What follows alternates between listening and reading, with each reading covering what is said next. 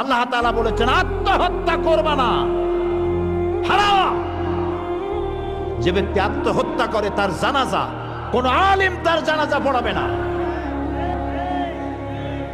সামান্য সলিমুদ্দি কসিমুদ্দি জাতীয় কয়েকজন লোক যাবে, আর একটা মুয়াজ্জিন জানাজা পড়ায় কবরে ধুয়ে দেবে। বড় জানাজা হবে না, বড় আলেম জানাজা পড়াবে না, যেহেতু সে জাহান্নামে যাবে। আত্মহত্যাকারী কোথায় যাবে?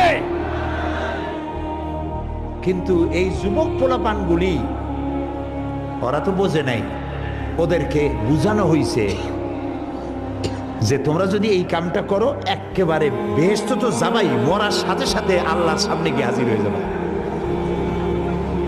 আপনারা ক্যারাম বোর্ড খেলা নিশ্চয়ই দেখেছেন অনেকে।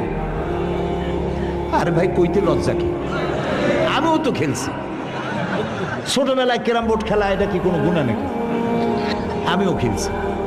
ক্যারাম বোর্ড খেলাটা কি? বোর্ডের উপরে কতগুলি এরকমের গুটি থাকে, একটা থাকে লাল, ঠিক না?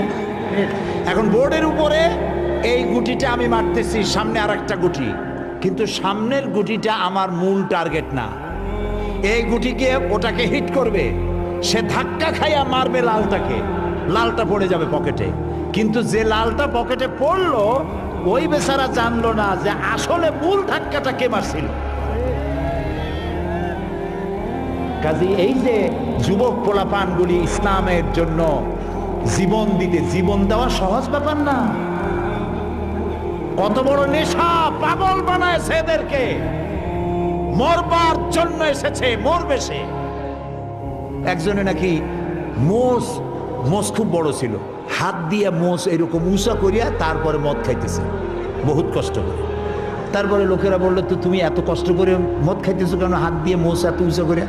কয় যে ওলামাদের কাছে শুনেছি কিছু পান করার সময় মোষ ভিজলে তা নাকি মকরু হয়। ও খাইতেছে কিন্তু মকরুর ভয় করতেছে।